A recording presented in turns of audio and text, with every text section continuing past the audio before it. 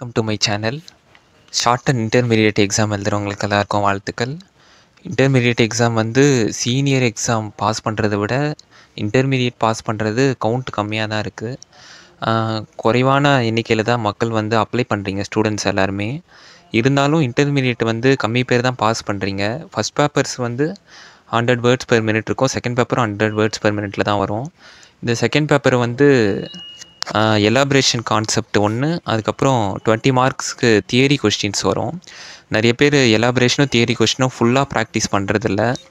ஒரு 10 இயர்ஸாவது நீங்கள் elaboration practice பண்ணால் தான் இன்டர்மீடியட் செகண்ட் பேப்பரில் வந்து உங்களுக்கு ஒரு பாஸ் மார்க்காவது வரும் கண்டிப்பாக.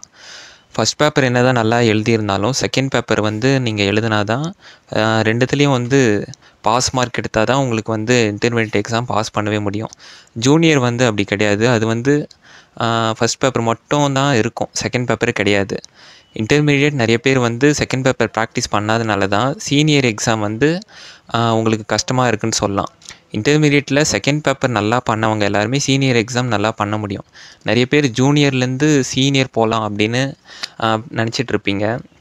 நிறைய பேர் அப்படி தான் அப்ளையும் பண்ணுவாங்க, ஜூனியர் முடித்தோடனே சீனியர். ஆனால் ஜூனியர் முடித்தோடனே சீனியர் பண்ணால் என்ன ஒரு ஸ்பீடில் என்ன ஆகும் அப்படின்னா, ஜூனியர் 80 வேர்ட்ஸ் பெர் மினிட்டு, ஆனால் சீனியர் வந்து 120 வேர்ட்ஸ் பெர் மினிட்டு. கிட்டத்தட்ட ஒரு 40 வேர்ட்ஸ் பெர் மினிட் வந்து நீங்கள் அதிகமாக போட்டு எஃபர்ட் போட்டு பண்ணால் தான் சீனியர் பண்ண முடியும். நிறைய பேர் முடிச்சிருக்காங்க தான், ஆனால் இருந்தாலும் எல்லாருக்கும் ஒரே மாதிரி ஸ்பீடு வருமானு கேட்டால் கிடையாது. ஒருத்தருங்க 4 மணி நேரம் ப்ராக்டிஸ் பண்ணுவீங்க, ஒருத்தருங்க வந்து 2 மணி நேரம் 1 மணி நேரம் தான் ப்ராக்டிஸ் பண்ணிகிட்ருப்பீங்க. ஆனால் ஷார்ட் அண்ட் சீனியர் எக்ஸாம் வந்து டைரெக்டாக 120 வேர்ட்ஸ் பெர் மினிட்டு நீங்கள் எழுத வேண்டி இருக்கிறதுன்றதுனால நிறைய பேர் இன்டர்மீடியேட் முடித்து போகிறவங்களுக்கு ஈஸியாக இருக்கும். 80 முடித்தோடனே சீனியர் எக்ஸாம் எழுதுகிறவங்களுக்கு, அதை ப்ராக்டிஸ் பண்ணுறவங்களுக்கு 120 வராது. இன்டர்மீடியேட் எழுதுனது என்ன ஒரு யூஸ்ஃபுல்லாக இருக்கும் அப்படின்னா, அதில் செகண்ட் பேப்பரும் நீங்கள் ப்ரிப்பேர் பண்ணிவிடுவீங்க. செகண்ட் பேப்பர் ப்ரிப்பேர் பண்ணுறதுனால சீனியர் எக்ஸாம் வரும்போது கண்டென்சேஷன் மட்டும் நீங்கள் ப்ராக்டிஸ் பண்ணுற மாதிரி இருக்கும். ஆல்ரெடி எலாபரேஷன் எல்லாமே உங்களுக்கு வந்து ஒரு ட்ரையல் மாதிரி இன்டர்மீடியேட்டை கொடுத்துருவாங்க. எந்த ஒரு காரணமும் இல்லாமல் எதுக்கு இன்டர்மீடியேட், இப்போ தமிழ் ஷார்ட்டன் நீங்கள் பார்த்தீங்க அப்படின்னா, தமிழில் வந்து ஜூனியர் 70 வேர்ட்ஸ் பெர் மினிட்டு, தமிழில் சீனியர் வந்து 90 வேர்ட்ஸ் பெர் மினிட்டு. கிட்டத்தட்ட 70லேருந்து 90 வேர்ட்ஸ் பெர் மினிட், 20 தான் ஏறும். இதே நீங்கள் இங்கிலீஷ் பார்த்தீங்க அப்படின்னா 80, 100, 120 அது மாதிரி 3 பார்ட்டாக அவங்க வச்சுருக்கிறதுக்கான ரீசனே ஸ்பீடு வந்து நம்மளுக்கு 20-20 இன்க்ரீஸ் ஆகும் அப்படின்றது தான். சரி, நிறைய பேர் ஜூனியர் முடித்து சீனியர் பாஸ் பண்ணியிருக்காங்களே அப்படின்னு நீங்கள் கேட்டிங்க அப்படின்னா கரெக்டு தான். ஆனால் நான் சொல்கிற மாதிரி எல்லாருக்கும் கிடையாது. ஒருத்தருங்களுக்கு ஒரு மாதிரி ஸ்பீடு பிக்கப் ஆகும், அவங்களோட ப்ராக்டிஸ் பொறுத்து, அவங்களோட எஃபர்ட் பொறுத்து. ஆனால் எல்லாருமே வந்து டைரெக்டாக சீனியர் எழுதும்போது கஷ்டமாக தான் இருக்கும். அதே மாதிரி பண்ணவே முடியாதா ஜூனியர்லேருந்து சீனியர்னா அப்படியும் கிடையாது, பண்ண முடியும். நீங்கள் இன்டர்மீடியேட் பாஸ் பண்ணீங்க அப்படின்னா சீனியர் பண்ணுறது ஈஸியாக இருக்கும்னு தான் நான் சொல்ல வரேன். இப்போ இன்டர்மீடியேட் எக்ஸாம் எழுதுகிற ஒருத்தங்களும் கவனிக்க வேண்டியது என்னது அப்படின்னா, மார்னிங் வந்து செகண்ட் பேப்பர் நடக்கும், மத்தியானம் வந்து ஃபஸ்ட் பேப்பர் நடக்கும். மார்னிங் செகண்ட் பேப்பர் வந்து எலாபரேஷனும் அந்த தியரி கொஸ்டின்ஸும் ஒரு 5 ஸ்ட்ரோக்ஸ் மட்டும், வேர்ட்ஸ் கொடுத்து ஸ்ட்ரோக்ஸ் போட சொல்லுவாங்க. இந்த 3 கான்செப்டை நீங்கள் கரெக்டாக பண்ணிட்டீங்க அப்படின்னா பாஸ் மார்க் எடுக்கிற அளவு பண்ணாலே போதும், இன்டர்மீடியட் பாஸ் பண்ணிடலாம். ஆனால் நிறைய பேர் சொல்கிறாங்க சீனியர் விட இன்டர்மீடியேட்டு கஷ்டமாக இருக்கும் அப்படின்னு சொல்கிறாங்க. அப்படிலாம் கிடையாது. இன்டர்மீடியேட் வந்து நிறைய பேர் ஜூனியர் முடித்தோன்னே அதுக்கேற்ற ப்ராக்டிஸ் பண்ணுறது கிடையாது. ஜூனியர் முடித்தோன்னே ரிசல்ட் வர வரையும் வெயிட் பண்ணுவீங்க. ரிசல்ட் வந்த அப்புறம் அதை பார்த்துட்டு ஆல்ரெடி ஜூனியர் பண்ணிவிட்டு கண்டினியூ பண்ணாமல் ரிசல்ட் வர வரையும் 2 மாதம் விட்டுட்டு நீங்கள் அதுக்கப்புறம் ப்ராக்டிஸ் பண்ணும்போது 80 வேர்ட்ஸ் பெர் மினிட் எழுதுன நீங்கள் வந்து ஒரு 60-70 கம்மியாகிடும்.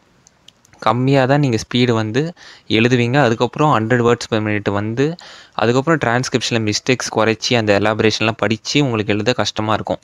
அதனால தான் இன்டர்மீடியேட் நிறைய பேர் ஃபெயில் ஆகுறீங்க. ஆனால் நான் சொல்கிறது என்ன அப்படின்னா, நீங்கள் கண்டிப்பாக சீனியர் வரையும் பண்ணணும் அப்படின்னு நினச்சிங்கன்னா, ஜூனியர்லேருந்து சீனியர் வரையும் பண்ணணும்னு நினச்சிங்க அப்படின்னா ஒரு நாளும் ரிசல்ட்டுக்காக வெயிட் பண்ணாமல் நீங்கள் அடுத்தடுத்து ப்ராக்டிஸ் பண்ணிட்டு தான் இருக்கணும்.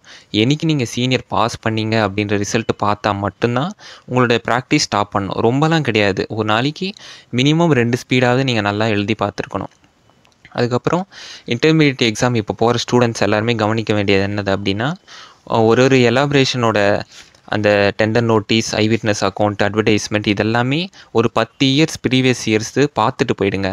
அதோட ஸ்ட்ரோக்ஸ் எல்லாமே எப்படி கேட்டிருக்காங்க, ஐ விட்னஸில் என்ன கண்டென்ட் இருக்குது, முக்கியமாக மீனிங் தெரிஞ்சுக்கிட்டு ஃபார்மேட்குள்ளே எழுதுகிற மாதிரி பார்த்துட்டு போயிடுங்க.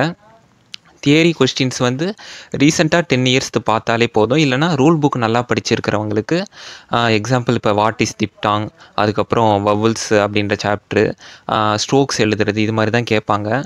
அந்த லாஸ்ட்டாக 5 வேர்ட்ஸ் வந்து கேட்பாங்கல்ல, அந்த 5 வேர்ட்ஸ் வந்து ஒன்று கண்டென்சேஷன் அந்த கான்ட்ராக்ஷன்லேருந்து வரலாம், இல்லைனா கிராமலாக்ஸ்லேருந்து வரலாம், இல்லைனா ஃப்ரேசியோகிராஃபிலேருந்து வரலாம். ஃப்ரேசியோகிராஃபி எங்கேருந்து வரும் அப்படின்னா ரூல்ஸ் புக் நீங்கள் படிச்சிருப்பீங்கள்ல, அந்த ரூல்ஸ் புக்கில் வந்து ஃப்ரேசஸ் கொடுத்துருப்பாங்க. ஆஸ் வெல் ஆஸ் எஸ் சாப்டரில் ஒன்று, அதுக்கப்புறம் டபுளிங் சாப்டரில் வந்து சம்மதர், அது மாதிரிலாம் ஃப்ரேசஸ் கொடுத்துருப்பாங்க.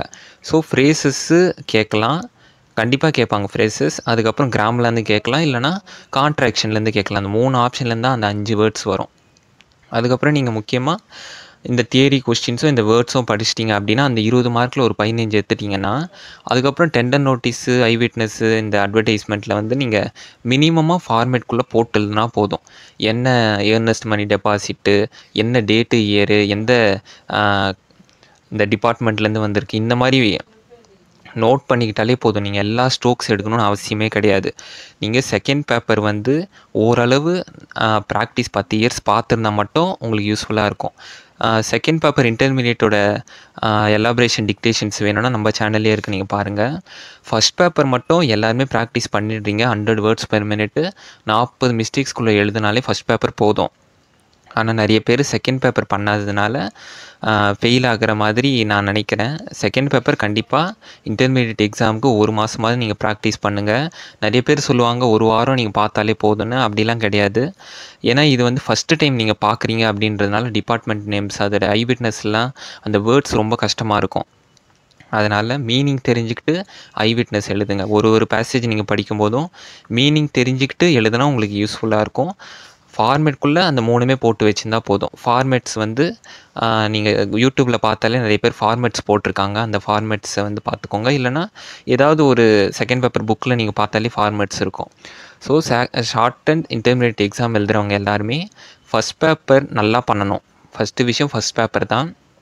ஆனால் செகண்ட் பேப்பர் வந்து ஃபஸ்ட் பேப்பர் முடிச்சிட்ட உடனே செகண்ட் பேப்பர் வந்து கண்டிப்பாக ஒரு 10 இயர்ஸாவது பார்த்துட்டு போங்க. அப்போ மட்டும்தான் ரெண்டுமே நீங்கள் வந்து கரெக்டாக ஃபினிஷ் பண்ண முடியும். எக்ஸாமில் வந்து செகண்ட் பேப்பர் நிறைய பேர் நல்லா பண்ணிவிட்டு ஃபஸ்ட் பேப்பர் மத்தியானம் மேலே டயர்ட் ஆகிட்டு விட்டுருவாங்க. ஆனால் அப்படிலாம் கிடையாது. செகண்ட் பேப்பர் ஓரளவு நல்லபடியாக பண்ணாலே போதும். ஃபஸ்ட் பேப்பர் வந்து ரொம்ப நல்லா பண்ணணும். ஒரு ஒமிஷனும் இல்லாமல் ஃபஸ்ட் பேப்பர் பண்ணிட்டா ஃபஸ்ட் பேப்பர் வந்து உங்களுக்கு பாஸ் போட்டுருவாங்க. அதுக்கப்புறம் தான் செகண்ட் பேப்பர் பார்ப்பாங்க. செகண்ட் பேப்பர் பேசிக்காக நீங்கள் ஃபார்மேட்குள்ளே போட்டு வச்சு அந்த தியரிஸும் அந்த வேர்ட்ஸும் கரெக்டாக எழுதிருந்தீங்கனாலே போதும். அப்புறம் அந்த 5 வேர்ட்ஸ் எழுதும்போது கான்ட்ராக்ஷன்ஸ்க்கும் கிராமலாக்ஸும் நீங்கள் வவுல் வைக்கக்கூடாது, ஃப்ரேசஸ்க்கும் வவுல் வைக்கக்கூடாது. வேறு ஏதாவது ஒரு புதுசாக வார்த்தை கேட்டிருந்தால் மட்டும் அதுக்கு வவுல் வச்சுட்டு எழுதணும். பொசிஷன் கரெக்டாக எழுதணும், அந்த ஸ்ட்ரோக்கு கரெக்டாக எழுதணும், வவுல் கரெக்டாக வச்சு எழுதணும். மற்றதெல்லாம் கான்ட்ராக்ஷன், இந்த கிராமலாக்ஸு, ஃப்ரேசியோகிராஃபிலாம் கேட்டிருந்தா அதுக்கெலாம் நீங்கள் வவுல் வச்சு எழுதணும்னு அவசியம் கிடையாது. ஸோ இந்த வீடியோ உங்களுக்கு யூஸ்ஃபுல்லாக இருக்கும்னு நினைக்கிறேன். வேறு ஏதாவது டவுட்ஸ் இருந்தால் கமெண்ட் செக்ஷனில் சொல்லுங்கள். தேங்க்யூ.